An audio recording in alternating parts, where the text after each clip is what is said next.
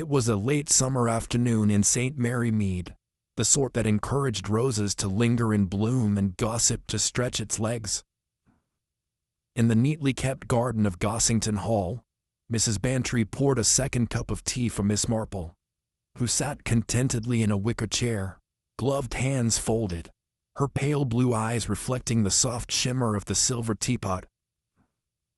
"The Priddle Cottage has been let," Mrs. Bantry remarked, reaching for a crumpet. "To a woman from London, I hear. A Miss Gray. Rather elegant, according to young Tommy at the post office." Miss Marple stirred her tea with mild interest. "Oh, the Priddle place has stood empty since old Mr. Catamole passed away. Curious how these houses seem to wait for someone. Or something." Before Mrs. Bantry could reply, the click of a gate latch drew both ladies' attention. Across the hedge-lined path, a slender figure passed, with measured grace, dark-haired, poised, and altogether out of keeping with the village's usual air. She nodded politely as she walked, not stopping, yet exuding the sort of self-possession only city people seem to possess. Mrs. Bantry blinked twice and leaned forward, lowering her voice. "Jane, did you see her? That face?" Miss Marple had indeed seen, and though she said nothing at first, a soft, nearly imperceptible line formed between her brows. "Yes," she said quietly, setting her cup down. "I believe I did." By supper, the village had erupted in whispers. Eleanor Gray, the new tenant of Priddle Cottage, was no ordinary outsider. She was, as more than one villager proclaimed with astonishment, the image, no, the very ghost, of Clara Priddle. Clara, who had drowned in the river 30 years past under uncertain and somewhat hushed circumstances, had been young, spirited, and devastatingly beautiful, and now, it seemed, her likeness had returned, gliding past hedgerows and hedgehogs, with the same high cheekbones and faraway eyes. At the bakery, Mrs. Finch dropped a scone tray upon seeing Miss Gray through the window. At the church, old Reverend Pembleton fumbled his hymn book. Even Mr. Harcourt, who had not spoken of the Priddle tragedy since the day it occurred, muttered to his cat, "She's back then. The dead don't always stay gone." Miss Marple, for her part, remained outwardly composed. Yet her curiosity was quietly ignited. Likeness could be explained. Coincidence was a frequent visitor in village life. But resemblance of this degree, down to the particular turn of the chin and the thoughtful stillness in the eyes, that was something else entirely. And in Miss Marple's long acquaintance with the ways of human nature, nothing returned without reason. Basil Priddle had scarcely been seen outside his cottage these past few years. A reclusive man in his 70s, he lived with only an elderly dog, and memories that were more shadow than substance. But on the morning he first encountered Eleanor Gray, quite by accident outside the greengrocer's, his legs gave way beneath him, and he collapsed to the pavement. The shopkeeper rushed to his side, and Eleanor herself, flustered but composed, knelt beside the trembling man. "Are you all right, sir?" she asked, her voice concerned. But Basil only stared up at her, his lips forming a single breathless name. Clara. By that afternoon the entire village had heard of the incident, and with Basil's fall came the inevitable reopening of wounds long scabbed over.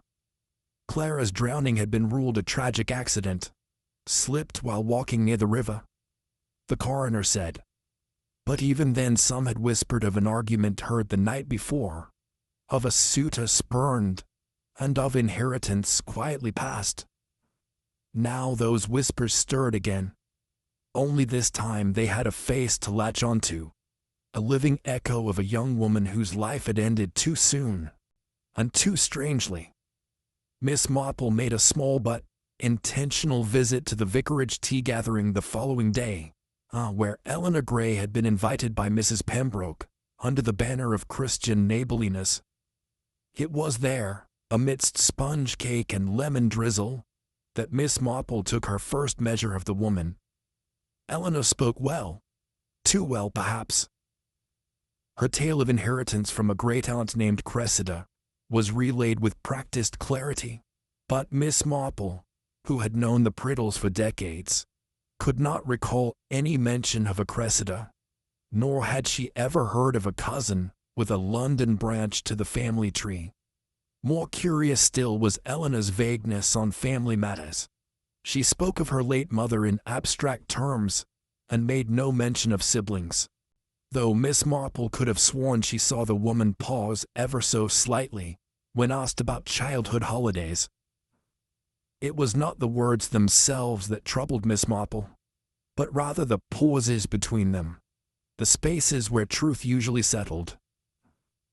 There was a stiffness to Miss Grey's graciousness, a sort of curated warmth that reminded Miss Marple not of newcomers but of those hoping not to be recognized. At Granger's general shop, where postcards and toffees shared space with shoe polish and gossip, Miss Marple noticed Eleanor Grey examining a collection of old village photographs. One in particular held her attention, a sepia-toned image of the Priddle siblings, taken just months before Clara's death. Eleanor stood silently for a long moment, then reached out and touched the glass, her fingers trembling, almost imperceptibly. It was the tremor that caught Miss Marple's eye. Not dramatic, not theatrical, but the kind born of recognition too sharp to disguise. Eleanor quickly withdrew her hand, replaced the frame, and said something light about such quaint fashions. Before departing the shop with a forced smile, Miss Marple remained behind, gazing thoughtfully at the photograph. It was not only the image that lingered in her mind, but the reaction it provoked. There are many ways to look at the past, she thought, and only a few of them involve surprise. In the days that followed her arrival, Eleanor Grey was invited to take tea at the homes of no fewer than 5 ladies, all of whom considered it a civic duty to investigate her background under the genteel guise of welcome. She spoke with politeness, if not warmth, answering questions with care, never too much nor too little. The story she offered was consistent. Her late great-aunt, Miss Cressida Halberton, had passed away in Chelsea and left her a modest inheritance, which included, somewhat unexpectedly, the deed to Priddle Cottage in St Mary Mead. It was that detail which puzzled the village most, not the inheritance. Such things did occur, but the name. No one, not even Miss Marple, could recall a Cressida Halberton connected in any way to the Priddle family, let alone to Clara or Basil. St Mary Mead prided itself on keeping excellent informal records of familial entanglements, and this particular thread seemed to have emerged from nowhere. Miss Marple naturally did not voice her doubts. She merely listened, for it was not the name that caught her attention, but the manner in which Eleanor delivered it, with a faint pause before the surname, as if recalling it from somewhere rather than claiming it as her own. That pause, and the way Eleanor brushed her fingers along the window-sill as she spoke of the cottage, as though touching something long remembered rather than newly acquired, gave Miss Marple the first quiet tickle of suspicion that this inheritance was more than it seemed. With Eleanor's presence came something less welcome: memory. St Mary Mead was a place that preferred its tragedies to remain tidily in the past, wrapped in vague phrases and stored in the dusty drawers of conversation. But Clara Priddle's drowning had never quite settled into the silence of history, and now, with a woman walking about bearing her very face, the village was forced to remember.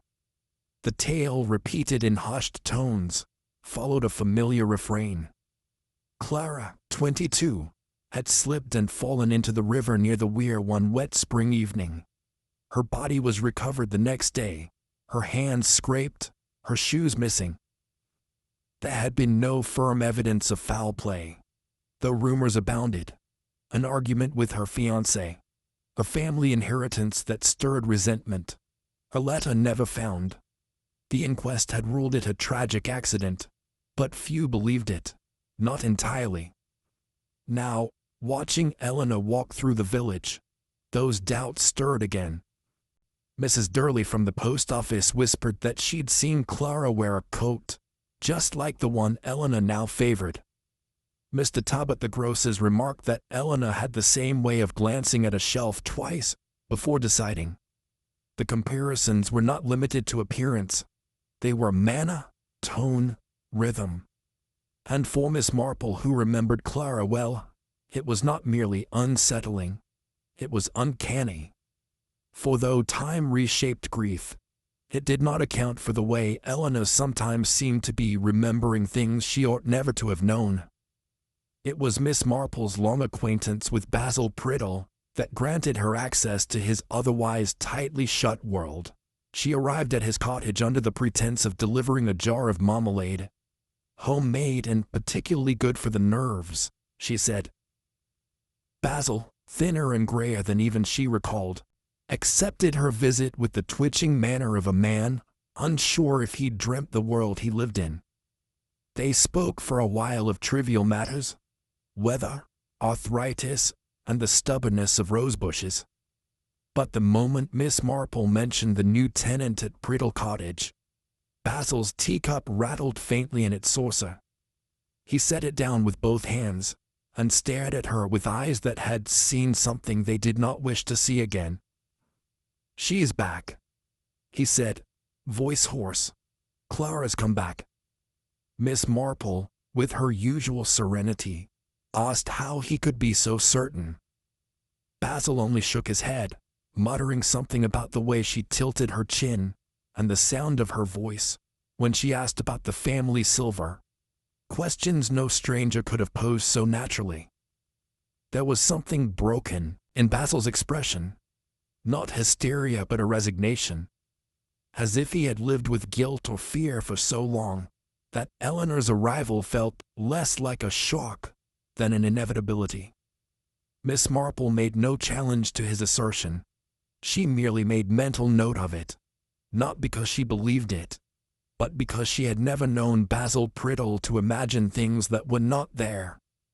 News that Mr. Nigel Rawsthorne had returned to the village arrived, as all important village matters did, by way of Mrs. Lestrange's rheumatic niece. Nigel, once Clara's fiancé, and now a respected solicitor with offices in Bath, had not been seen in St Mary Mead for over a decade. His appearance, polished, composed, and just a touch performative, was met with interest and polite suspicion. He claimed his visit was one of nostalgia, to stroll down the lanes of memory, and perhaps take a cup of tea with a few of the older residents. But Miss Marple, who had observed many such nostalgic visits over the years, suspected rather more precise motives. At the vicar's luncheon, Nigel spoke kindly of Clara, referring to her as a gentle soul, with the faint air of someone reciting a line rehearsed long ago. When asked whether he had heard of the new tenant at Priddle Cottage, he replied that he had, and remarked that he found such likenesses striking, if not unsettling. Miss Marple noticed how he stirred his tea 3 times, anti-clockwise, when Eleanor's name was mentioned, then abandoned his cup altogether without sipping. A small thing, certainly. But then again, it is often the smallest things that unravel the largest deceptions. It did not escape her notice either that Nigel made no effort to seek out Eleanor for himself, nor did he express curiosity about the inheritance that had returned her to the village he once tried, quite thoroughly, to forget. It was on a mild Wednesday morning, as Miss Marple passed the parish garden, on her way to deliver a sponge to the church fete committee, that she heard it. A soft wandering melody hummed just beneath the breath. The tune was old, local, and not often heard now, except in the memories of those old enough to recall it. Miss Marple paused, her ears sharpened not by the music itself, but by the precise lilt of its delivery. It was not a melody one picked up casually. It had been Clara's song, half lullaby, half lament. Miss Marple remembered it from a summer gathering, long ago, when Clara had sung it, while plaiting wildflowers with a peculiar sort of wistfulness. And now, drifting from behind the churchyard hedge, came the same tune, hummed in the same key, with the same faint ache beneath its rise and fall. Miss Marple did not peer around the corner. She did not need to. She merely walked on, sponge cake in hand, heart beating slightly faster. There are many ways a person might resemble the dead. But melody is memory, and memory belongs only to those who were once there to hear it. Among the many half-remembered details of Clara Priddle's short life, one particular piece began to regain traction among the village's older women: the inheritance. It was Miss Hartley of the milliner's shop who recalled, with admirable clarity, that Clara's mother had left her a small but significant fortune just a fortnight before her death. The legacy, modest by London standards, had been notable enough in St Mary Mead to raise eyebrows. Clara, once dependent upon her brother's frugal management of the household, had become the sole holder of the Priddle accounts. Some whispered that Basil had not taken the change entirely well. Others noted the timing of her fall into the river, mere days after she had taken steps to consult a solicitor, ostensibly to draft a new will of her own. These murmurs, revived now by Eleanor Gray's arrival, were embroidered with fresh threads. If Eleanor bore Clara's face, might she also be heir to Clara's secrets? The possibility teased the edges of imagination and stirred old suspicions into movement once more. Miss Marple, upon hearing the gossip relayed at the grocer's, made no remark. But her eyes narrowed slightly, for she remembered something that the others did not. Clara had expressed a quiet fear of legal entanglements, once remarking that money seemed to breed quarrels faster than it grew interest. It was not the inheritance itself that troubled Miss Marple. It was what Clara had intended to do with it, and whom she might have threatened by doing so. It was Ivy Harmon, a retired parlour maid with a commendable memory and a taste for salt licorice, who revived a detail long buried beneath years of silence. Speaking to Miss Marple over the counter of the chemist's shop, she recalled seeing Clara Priddle the evening before her drowning, near the river bank, in what appeared to be a heated exchange with a tall man in a dark overcoat. She hadn't seen his face. Too many trees about, and I was minding my business. But she remembered the gesturing, the sharp tilt of Clara's chin, and the way she turned abruptly on her heel. What stayed with her most, Ivy said, was the posture. Clara had looked angry, not distressed. And yet, hours later, she was dead. At the time, Ivy had mentioned it only briefly to her employer, who advised against getting involved. The inquest, after all, had concluded its verdict with brisk finality. But now, with Eleanor's presence, and Clara's shadow hanging over the village like a mist, Ivy found herself wondering whether she had witnessed the prelude to murder. Miss Marple listened attentively, her mind turning over the detail of the coat. Not many men of height and presence had been frequenting the Priddle household in those days. Not officially, at least. She left the chemist's with a small tin of peppermints and a larger burden of thought. Ivy's recollection, unprovoked and precise, suggested something troubling. Clara had not been alone, nor entirely at peace, in the hours before her death. It was Mrs. Lestrange, the charwoman who occasionally took in ironing from the better homes in the village, who first noticed the change in Miss Gray's manner. The confident walk became hesitant, the shoulders drawn slightly inward, The curtains at Priddle Cottage closed more frequently during the day. When pressed gently, Eleanor admitted to receiving anonymous notes, 3 by then, all unsigned, all delivered through the letter slot, at night. "You don't belong here," one said. "Leave while you can," warned another. The third bore only 4 words, in looping feminine script, "We know what you did." The effect was subtle, but to one trained in the observation of detail, unmistakable. Miss Marple noted the wariness behind Eleanor's eyes, the tension in her replies when asked about her plans to stay long.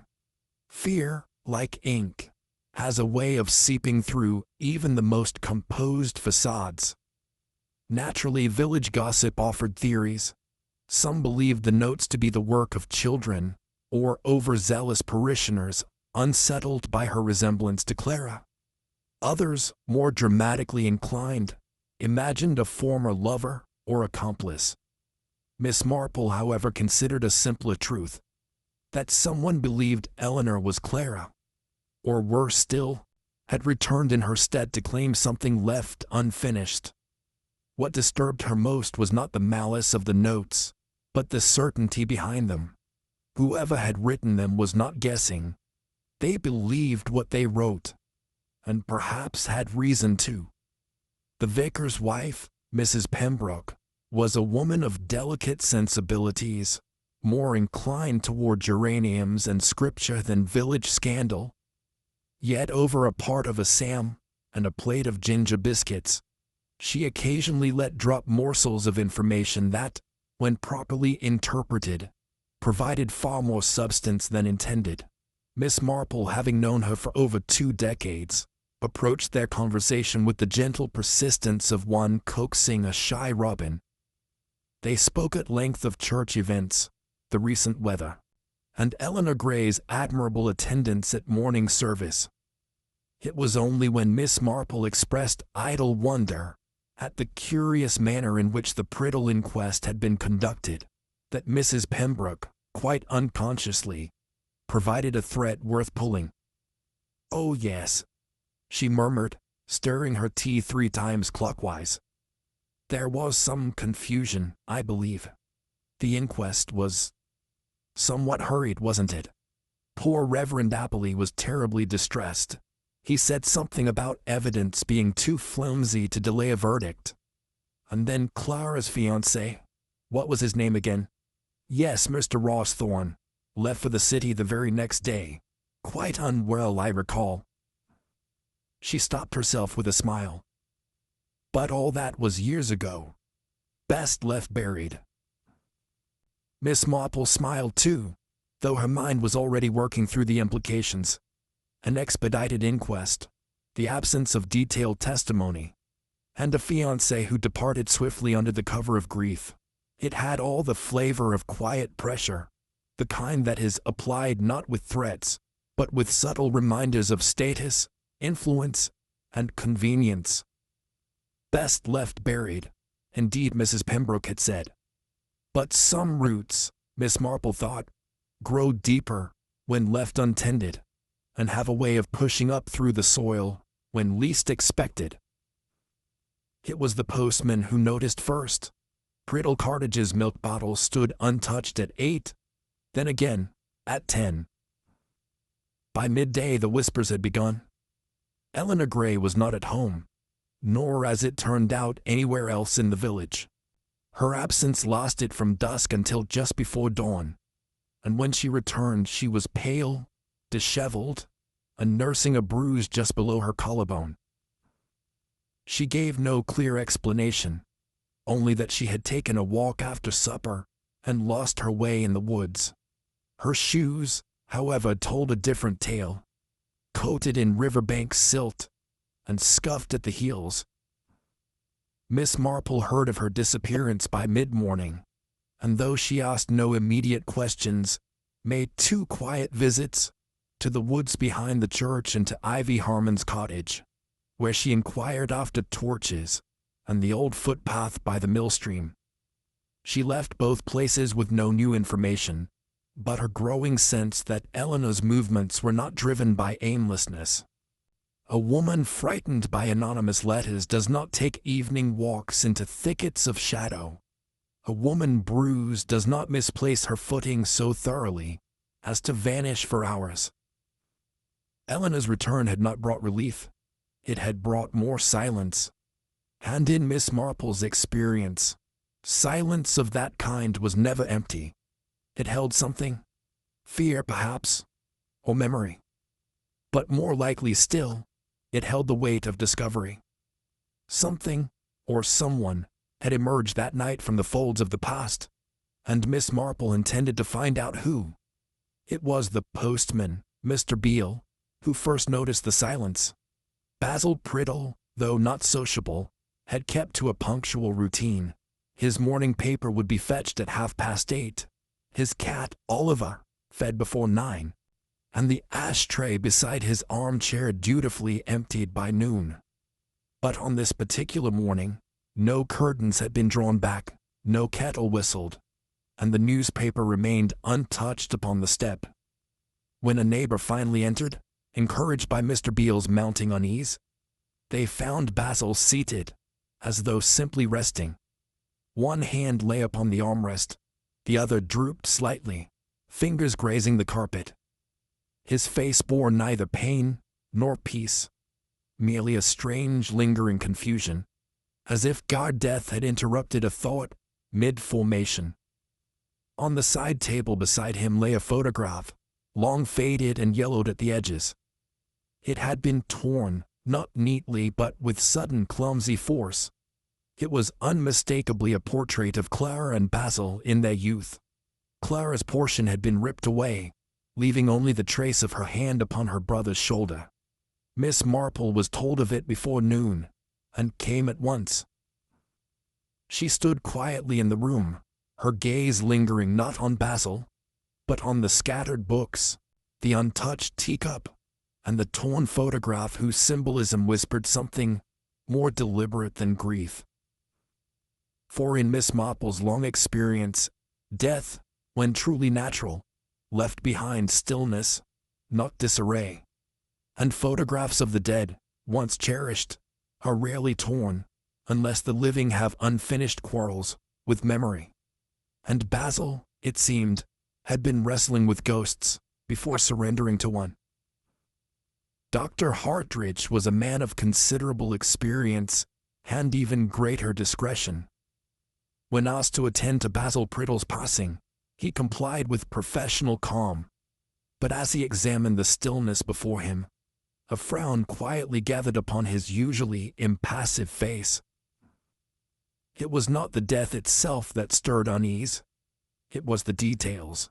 Basil's complexion bore a faint bluish tint, inconsistent with age or exertion.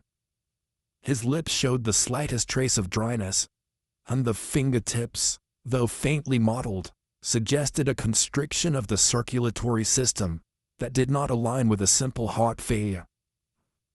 More telling still was the scent, so faint it might have been dismissed altogether, had the doctor not encountered it before.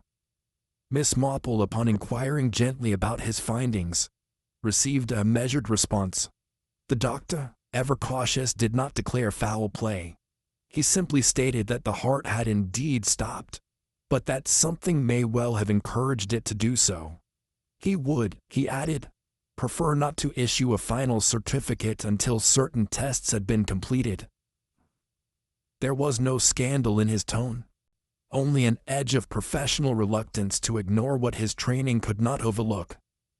He mentioned the torn photograph to Miss Marple, and the way Basil's chair had been slightly moved from its usual place, as though someone had risen suddenly, or stood too long behind him.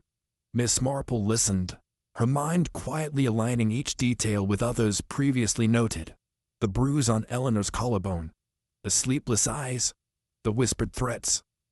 And in that moment, a thought presented itself, unwelcome, but persistent. If Basil had been silenced, then he had known something worth silencing.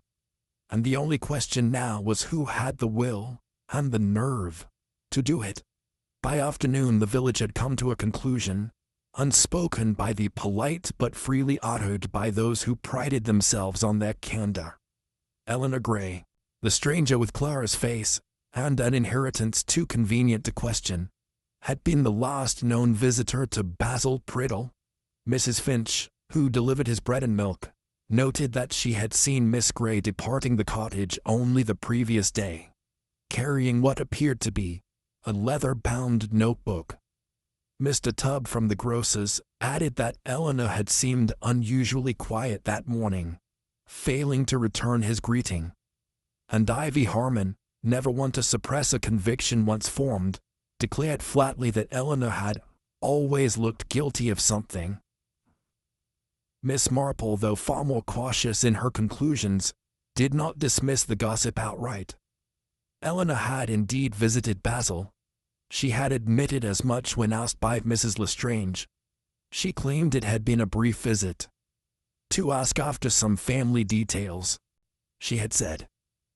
Yet something in her manner, Miss Marple noted, was too carefully measured, too aware of how she might appear. Nigel Rawsthorne, ever the helpful figure, expressed concern for Eleanor's well-being, but gently remarked that such visits could be emotionally destabilizing for older gentlemen. It was a curious remark, Miss Marple thought, and one that shifted attention while sounding entirely reasonable. What made the matter more complex was Basil's own conviction, expressed to Miss Marple only days before, that Eleanor was Clara, and had come back to finish it. Miss Marple, long attuned to the distortions of memory, did not take his words literally. But she could not dismiss them either, for in cases such as these it was rarely the mad who imagined danger. It was those closest to the truth. In the days following Basil's death, Nigel Rawsthorne made himself exceedingly available. He called upon the vicar to offer assistance with funeral arrangements. He inquired at the cottage about Eleanor's well-being, and he was seen more than once speaking to Dr. Hartridge in tones of sympathetic concern. His manner, always polished, carried now the added gravitas of one who wished only to see things set right. To many in the village, Nigel's attentions were commendable. After all, he had once been engaged to Clara Priddle, and the Priddles had been considered a family of standing. That he still took an interest, long after tragedy had broken their bond, was viewed as gentlemanly. Miss Marple, however, regarded his conduct with less generosity. She had always maintained that over-eagerness in a man not directly involved was cause for caution. What struck her most was the fluency of Nigel's office, his readiness to assist with official inquiries, his quick recollection of old details, and his apparent knowledge of the exact contents of Basil's recent will. Moreover, it was not lost on Miss Marple that Nigel never once voiced doubt about Eleanor. Where others muttered or speculated, he defended her, sometimes before she was even mentioned. It was the manner of one seeking to shape opinion, rather than discover truth. And Miss Marple had encountered such manners before, in cases where guilt was best buried beneath helpfulness. She watched Nigel closely during the short memorial service, noting the way his eyes avoided the photograph, placed near the pulpit. There was something too careful in his silence, too polished in his grief. And Miss Marple, who trusted neither over-polished silver nor over-rehearsed sorrow, began to wonder what else Nigel had practiced, and for how long. Alone in her parlor that evening, Miss Marple turned once more to Basil's final words, the ones he had spoken days before his death, when his face had gone pale, and his teacup trembled in his hand. "She's come back to finish it." At first glance, the statement had seemed the rambling of a man confused by grief and illness. But now, with Basil gone, and Eleanor cast beneath a growing shadow, the words echoed differently. Not come back as in return from elsewhere, but as in return to the scene of something left undone. Not finish it in a metaphorical sense, but perhaps quite literally. Some act, some chain of consequence begun long ago, and left incomplete. Basil had not spoken in fear alone, he had spoken with certainty. And Miss Marple, who knew the language of the dying, recognized that tone. He had known something, and someone had made certain he never shared it. It was while tidying a shelf at the library, an errand undertaken with her usual discretion, that Miss Marple found it. Tucked inside a volume of poetry was a folded newspaper clipping, brittle at the edges. Its ink faded but legible. It was dated just a fortnight before Clara Priddle's death, and bore the headline, "Broken Engagement Stuns Local Society. Miss Clara Priddle and Mr. Nigel Rawsthorne part ways." The article was brief but bobbed. It reported that Clara had returned her ring in unmistakably public fashion at a midsummer fete, citing irreconcilable differences of principle. The phrase was curious, and at the time had been the subject of local interpretation, though none could say what principle had caused the rift. Miss Marple refolded the clipping and returned it to her bag. The engagement had ended in scandal. Clara had stood firm, and within 2 weeks she was dead. Principles, Miss Marple thought, are not always admired, particularly by those they threaten. The locket was not found by accident, though Miss Marple allowed it to seem so. It had been nestled at the back of a shallow drawer in the old writing desk at Priddle Cottage, tucked beneath a yellowing sheet of blotting paper, long forgotten or deliberately hidden. Mrs. Lestrange, attending to household tidying during Eleanor's absence, had mentioned the drawer as stiff to open and rattling oddly, and Miss Marple had taken quiet interest in such details. The locket, once polished and precious, now bore the muted dullness of years untouched.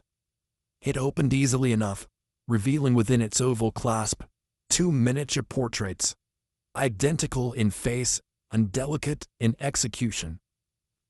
The likeness was unmistakable. One was Clara Priddle, the other surely was Eleanor Gray. Yet the image told more than resemblance. There was a subtle difference in their expression. Clara's gaze was steadier, perhaps more defiant. The other, softer, watchful. It was not merely the faces that struck Miss Marple, but the decision to preserve them side by side. A keepsake of closeness, or a relic of something concealed. Miss Marple studied the locket for a long moment, her thoughts drifting not to the object's owner, but to the memory it represented. Identical twins were not unknown in village law, but none had ever been linked to the Priddle name. And if one twin had remained, and the other been hidden, then the secret of their separation might well explain not just the likeness, but the entire shadow of deception that had since fallen across the village. Miss Hargrave had retired many years ago, but retained the formality of a woman who had once held authority over recalcitrant pupils and nervous parents. She received Miss Marple with a cool courtesy, declining cake, but not tea, and sat upright in a chair that seemed to resist comfort. When asked delicately about Clara Priddle's time at the ladies' seminary in Eastbourne, Miss Hargrave's brow furrowed, not with effort of memory but with restraint. At first she offered only the expected recollections. Clara had been quiet, intelligent, occasionally withdrawn. Then, as if moved by something in Miss Marple's tone, some invitation to honesty long denied, she gave a small sigh and set her cup down. "There was a second girl," she said. "They arrived together, but Clara was always the visible one, the one whose name appeared in the registers. The other, Estelle, I believe, was referred to as her cousin, though I suspected that was more fiction than fact." According to Miss Hargrave, the second girl had been removed after one term, quietly, with no explanation. She was never officially enrolled, and the staff had been instructed not to speak of her. It had been an unusual arrangement, sanctioned by letters from a solicitor in London, and enforced with subtle pressure. Miss Marple nodded, already certain of what had been implied. Twins separated by design, their shared identity deliberately fractured. And it occurred to her then that Clara's drowning had not silenced just one life. It had buried a truth others had taken great care to keep submerged. The letter found folded inside the flyleaf of a disused hymn book bore Clara's hand, elegant, looping, and familiar to Miss Marple from the Sunday school rosters of years past. Its paper had yellowed, but the ink remained legible, its tone steady, yet unmistakably urgent. In it, Clara wrote not to a friend, but to herself, or to some unseen future reader who might find it. She spoke of unease, of things said in private that chilled the blood, of money missing from accounts she had not yet dared question openly. Most pointedly, she wrote of Nigel. "I no longer trust him," she confessed. "There is a darkness to his charm, a precision in his words that makes me feel more like a witness than a companion." She mentioned overhearing him speak of legal affairs to someone unnamed, and of a will that could be made to look entirely natural. The implication, though not explicit, was evident. Clara believed herself to be in danger. She ended with a line that struck Miss Marple with particular force. "If anything happens to me, it will not be by misadventure but by design." There was no farewell, no name, only the date, written 3 days before Clara's death.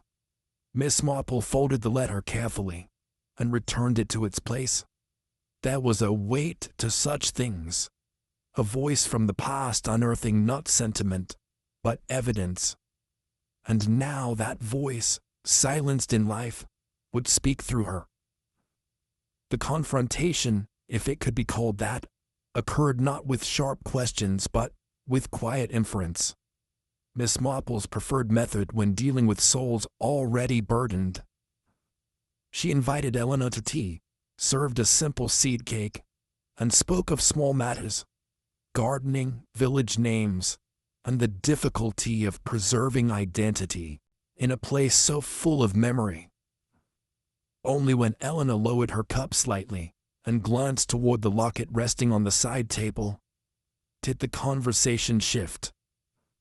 Miss Marple, without accusation, observed that the likeness between Clara and herself had stirred many hearts in the village. Eleanor did not reply. Her hands tightened slightly in her lap. Miss Marple continued mentioning Eastbourne and a school mistress with a remarkable memory. She spoke of a girl named Estelle, referred to at the time as a cousin. It was then that Eleanor, Estelle, looked up, her eyes neither defiant nor fearful, but exhausted. The truth once spoken seemed not to bring relief but a sorrow long restrained. She was Clara's twin, sent away as an infant, raised in seclusion by an aunt in London, and told only in late adolescence of her true origin. A fragile reconciliation with Clara had begun by post, tentative and veiled in secrecy. They had exchanged letters, shared photographs. A meeting had been planned, but Clara died before it occurred. Years later, upon inheriting the contents of her aunt's estate, Estelle had found the locket, the letters, and the deed to Priddle Cottage, purchased long ago in Clara's name. She had come not to deceive, but to understand. But in doing so, she had walked into a place that had not forgotten Clara, and someone in that place had not forgotten what they had done. The pieces, once scattered and silent, now arranged themselves with chilling clarity. Miss Marple, seated before the hearth that evening, placed her hands gently atop the closed letter and considered what she now knew. Clara Priddle had not drowned by mischance. The marks on her hands, dismissed at the time as scrapes from the bank, were more likely defensive wounds. Her missing shoes, attributed to the current, had never surfaced. And now, with the letter and the locket, the suggestion was not only that she had feared for her life, but that someone had arranged or its erasure. A fall into the river would suffice. If the head were struck first, the water would conceal the rest. No marks too obvious, no weapon to recover, no motive clearly known. Until now. Clara had threatened to expose Nigel Rawsthorne. Estelle had come bearing her sister's face, and perhaps Clara's final secrets. And Basil Priddle, who had lived with knowledge and guilt, had died just as Estelle drew near. Miss Marple's mind moved not to vengeance, but to protection.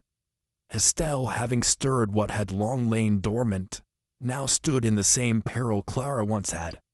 And this time, Miss Marple would not allow the truth to be swept away. Miss Marple was never one for confrontation, nor for spectacle. Her methods, like her manner, were deliberate, quiet, and deceptively mild. And so it was under the entirely reasonable guise of a friendly gathering. Just tea and conversation. She had told Mrs. Pembroke that a rather curious assembly took place one Thursday afternoon in the vicarage's garden room. Present were Estelle Grey, pale and reticent; Nigel Rawsthorne, crisply courteous; Dr. Hartridge, unobtrusive as always; Fiona Rawsthorne, seated rigidly beside her husband; and the vicar and his wife, gracious hosts, bewildered by the underlying tension they sensed, but could not name. Miss Marple presided, of course, her knitting bag nestled at her feet. Though she did not knit, she began with pleasantries, remarks on the begonias, the upcoming charity jumble, and the unexpectedly warm weather. But gradually her words turned. She spoke of Clara Priddle, not in mourning, but in memory. Her strength, her integrity, her sense of justice. She mentioned the inheritance Clara had received shortly before her death, and the questions that had swirled, quietly, for years. Then she paused. The room seemed to still. "There are some," she said, "who do not forget, even when others hope they will." She turned her gaze not unkindly toward Nigel. "I believe Clara discovered something," she continued gently, "as something she was not meant to know. It was not yet accusation, but it was the kind of sentence that invited a shift in atmosphere, one in which truth, long kept silent, begins to rise to the surface, and for those present, there was no mistaking that something far more than tea was being served. Miss Marple, never one to rush her revelations, allowed a moment of silence to settle.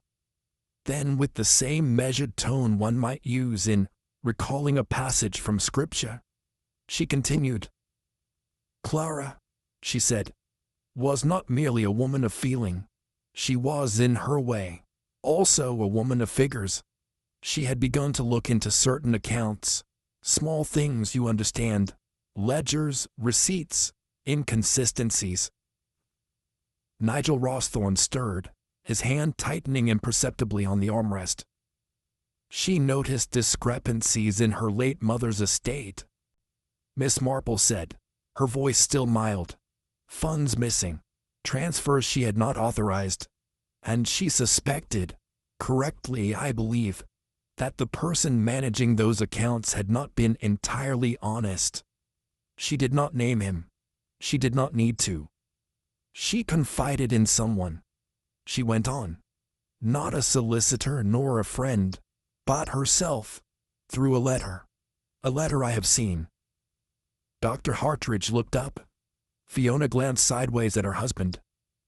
In it, she expressed her intention to confront the individual responsible. Miss Marple said softly, "She did not threaten.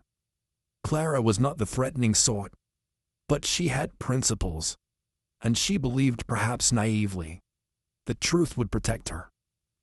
There was a hush then, uncomfortable, like the rustle of wind through a churchyard. Nigel spoke eventually, in carefully chosen words about sorrow, misunderstanding, the dangers of assumption. But Miss Marple observed not his language, but the faint sheen at his brow, the twitch of a muscle near his jaw. She was silenced, Miss Marple concluded quietly, before she could act. And the fortune she inherited was absorbed, quietly, efficiently, into other hands. There are moments when silence confesses more clearly than speech, and in that silence, Miss Marple knew she had named the thief, if not yet the killer. Miss Marple leaned forward slightly, her voice a touch softer now, as if narrating the end of a sad, familiar tale. Clara was asked to meet, she said, under the pretext of reconciliation. Perhaps to discuss the estate, perhaps to mend old wounds. She went, believing she might find resolution. Her gaze fell briefly on Fiona, who looked down at her folded hands. She was met not with explanation, Miss Marple continued, but with deception. I believe she was struck. There were signs, even then. Though overlooked, her hands bore marks consistent with struggle, and then she was pushed, or lowered, into the river. The horror of it, cloaked as it had been for years in the illusion of misfortune, now returned with dreadful clarity. She could not cry out, she could not fight. By the time her body was recovered, the water had obscured all certainty. The coroner found no clear evidence of violence, and so the matter was laid to rest. Miss Marple's hands rested lightly on her lap. Her voice did not tremble, nor did her eyes lose their calm. But someone knew, she said. Basil Priddle suspected. And when Estelle arrived, her sister's living image, he saw not a coincidence, but her reckoning. She paused. And so, the one who had silenced Clara, silenced Basil. There was a faint intake of breath from the corner where Nigel sat.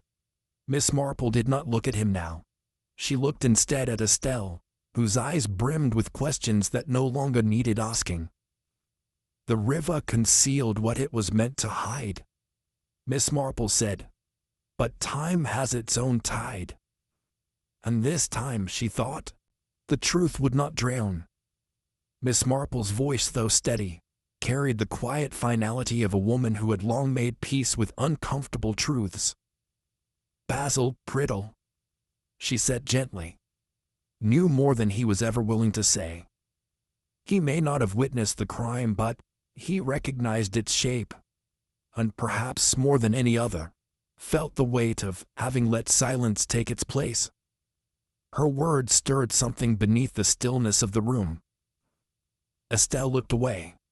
Nigel, by contrast, remained composed, perhaps too composed. Basil was a man eaten by regret. He suspected the truth about Clara, but spoke of it only in fragments, cloaked in confusion. And when Estelle arrived, bearing not only her sister's likeness but a locket and letters too closely tied to the past, Basil's fear resurfaced. Miss Marple paused. He told me that Clara had come back to finish it.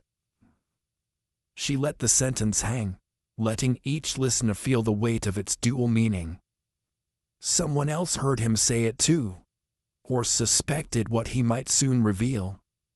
Basil was not a man in poor health, but the signs on his body, and the doctor's own observations, pointed not to the failure of time, but to something introduced. The implication was unspoken, but clear. Miss Marple turned her attention just briefly to the tea tray in the center of the room. Poison, she said. Easy enough, with someone who lives alone, whose daily rituals are known. A gentle death as such things go, but not a natural one. Silence returned, no longer tranquil but tight, drawn, and from within it, a second truth began to surface, one that carried not fear, but guilt. Miss Marple's tone shifted, not in gentleness but in the way one removes a veil. "The anonymous notes Estelle received," she said, "were not written by a man. They were written by a woman, one who had access to her writing desk and no shortage of imagination." Fiona Rawsthorne's head lifted slowly, her complexion blanching just enough for Miss Marple to observe the fine tremor that began in her fingertips. "I believe you never meant to frighten her terribly," Miss Marple continued, "but you did wish to unsettle her, to force her departure before something more dangerous than resemblance emerged. And so, the notes, vague, threatening, but empty of substance, except one, which said, 'We know what you did.' Not, 'I know.' We." She paused. That "we" was revealing. It implied collusion, knowledge shared, or at the very least suspicion. But guilt is rarely collective. You feared a scandal, a ruin. But not, "I think, the truth." Fiona made no reply, but her posture betrayed her, shoulders drawn as if in surrender. She had known, perhaps not in certainty but in dread, known that Nigel's past was not without shadow, known that Estelle's arrival would stir waters long kept still. "You loved your husband," Miss Marple said quietly. "But love, when mixed with fear, can become a strange and bitter thing." The silence from Fiona was neither denial nor confession. It was that peculiar quiet of a woman who had done wrong for reasons she believed were right, until they were not. And Miss Marple, who had seen such women before, did not judge her. But she would not let the letters be buried with the guilt. Miss Marple reached slowly into her reticule and withdrew a folded sheet, one copied carefully from Clara's final letter, and beside it, a more recent note written by Estelle at the post office just a week before. She laid them gently upon the table without flourish, her voice calm but firm. "It is curious how often criminals trust resemblance, but ignore detail," she said. "Estelle, you share your sister's face, her gestures, even her manner of speech, and when asked to write something in Clara's hand, you did so admirably." Estelle flinched, not from guilt but recognition. "But you made one error," Miss Marple continued, "and it was not yours, it was Nigel's." She turned her gaze toward the man who now looked like a portrait, no longer content in its frame. "You see," she said, "when Clara was alive, her spelling was not entirely reliable. She often transposed letters, receive as receive, for instance, and possession, with only one s. It was a quirk, charming even to those who knew her well." Miss Marple leaned forward, her eyes bright now with something close to triumph. "But the letter found in the hymn book bore none of those mistakes. It was perfect, too perfect. A forgery, designed not to warn, but to mislead. Its language was Clara's, but its spelling was Nigel's." Nigel did not respond. His mouth had tightened to a pale line, the measured mask of innocence now visibly strained. Still he said nothing. Miss Marple continued, her tone quiet, not accusatory but inexorable. "You forged that letter to redirect suspicion, to suggest Clara feared you, not because it was true but because if such a letter were found, it would appear authentic, even sympathetic. And you trusted that none would question it, except someone who knew the difference between how Clara sounded and how she wrote." The silence that followed was not immediate. It built slowly, as all present turned inward to weigh what had been said, not just the logic of it, but the simplicity. Nigel shifted at last, rising half from his seat before settling once more. It was a movement of instinct, not intention. The mask had cracked, not shattered, but slipped.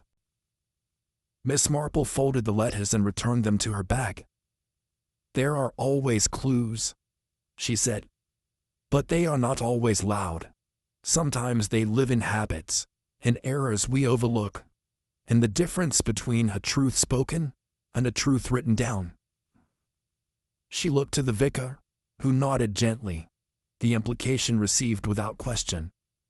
Nigel said only that he would wait for the authorities, and Miss Marple, who had seen justice served in many forms, knew that the garden had grown still again, not empty, but honest. And now, it would bloom. The matter of Nigel Rawsthorne's arrest was, in the end, conducted with the very decorum he had so often worn, as armor. The inspector arrived without flourish. No handcuffs were displayed, no voices raised. Nigel rose when asked, collected his gloves with unnecessary precision, and nodded once toward the assembled company. "I shall of course cooperate," he said. It was a statement delivered with the quiet dignity of a man who had rehearsed such moments. Not necessarily for guilt, but as one rehearses for any possibility that might touch one's reputation. Miss Marple watched him closely, not for resistance, but for something more telling. That first ripple in the composure of a man, long protected by status and belief in his own cleverness. And it came, fleetingly, in the twitch at the corner of his mouth when Estelle, silent and unflinching, refused to meet his eye. He had spoken so often in terms of honor, propriety, service, but his crimes had been exacting, deliberate, and veiled in just enough polish to pass for grief. The garden room emptied slowly after his departure. Chairs were nudged back, voices murmured, and the rustle of movement filled the space where accusation had so recently hung. Only Miss Marple remained seated a moment longer. She understood better than most that guilt rarely arrives in the moment of consequence. It builds quietly, like sediment in the river, layer upon layer, until the current can carry no more. And so it is the gentleman who, when faced with truth, bows not in shame but in exhaustion. It was not until the following morning that Fiona Rawsthorne's defenses, long maintained with embroidery thread precision, finally gave way. She came to Miss Marple's cottage unannounced, her voice brittle with apologies, her gloves clasped tightly in her hands as if they alone might hold her together. Miss Marple received her with gentle neutrality, offering tea without judgment and space without intrusion. Fiona's words came in fits and starts, not of guilt, but of exhaustion. She had not known the whole truth. That, she insisted. But she had known enough.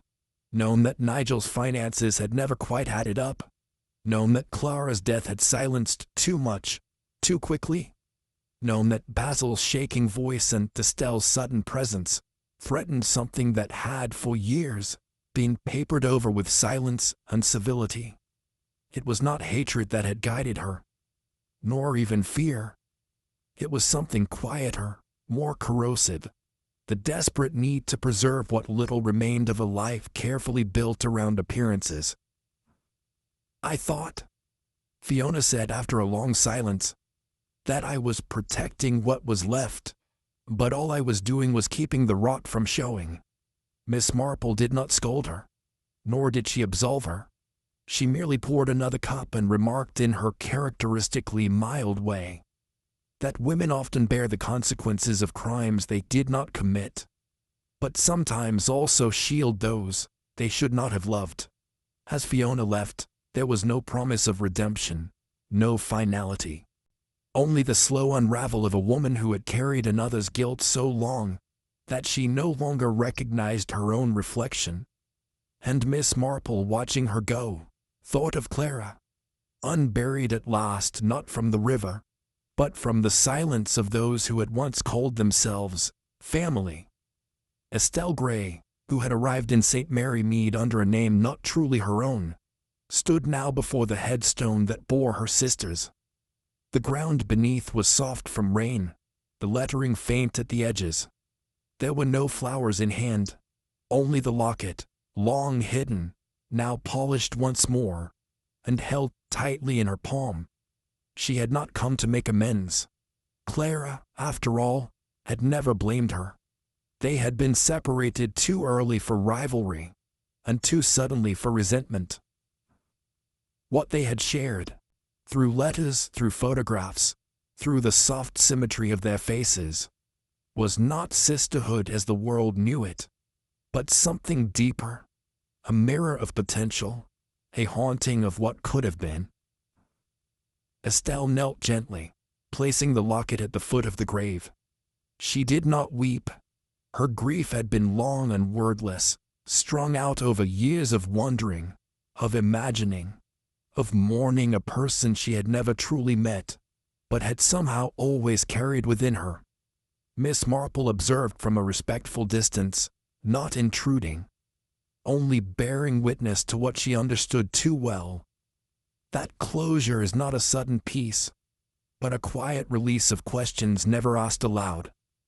When Estelle rose, she did not look back. There was no need. What had been hidden had been brought into light.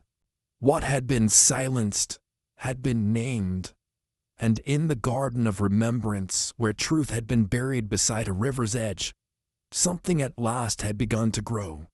Fragile, yes, but honest. A beginning, perhaps. And Miss Marple knew that even in the most tangled soil, a single bloom could return, if given time and a touch of patience. It was some days later, on an afternoon softened by mist and memory, that Miss Marple took tea with the vicar in his modest study. The scandal, though still fresh in the minds of many, had already begun to retreat into the folds of village history, where rumor polished truth and sentiment, coated shame with the soothing gloss of time. The vicar, ever gracious, poured the tea and offered a plate of digestives. But his eyes, ordinarily mild, held a quiet curiosity.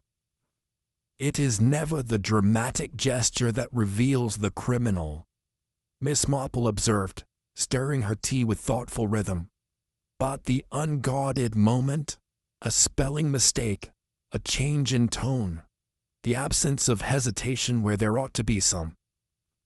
The vicar nodded gravely, remarking that he had always considered human nature the most perplexing of texts to read.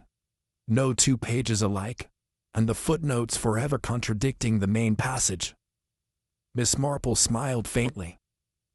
People believe they can hide behind appearance, but the soul is rather like an old photograph. If one knows where to look, the truth eventually fades into view.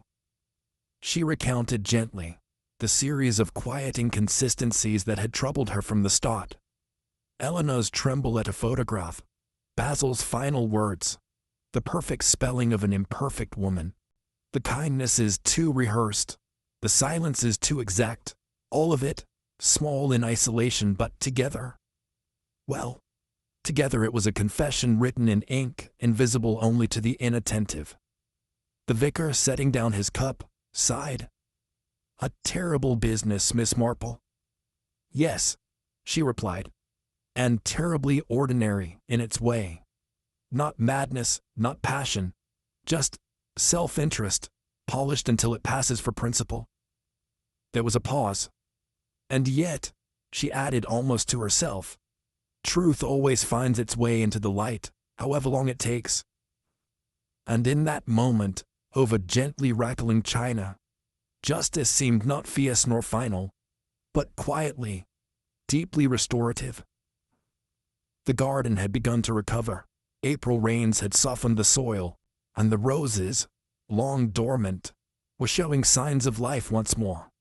Miss Marple, with her straw hat and patient fingers, tended to the beds in her usual unhurried fashion, snipping away spent buds and whispering encouragement to the hesitant shoots. It was in the furthest border, beneath the lilac where the light falls only gently in early morning, that two particular bushes had begun to bloom again, planted years ago by Clara Priddle during her final summer. One bore deep red blossoms, the other a pale milky white. They had not flowered in years. Miss Marple paused, her pruning shears resting in her palm. There was nothing especially remarkable in the return of a rose. Weather, soil, and timing all played their part.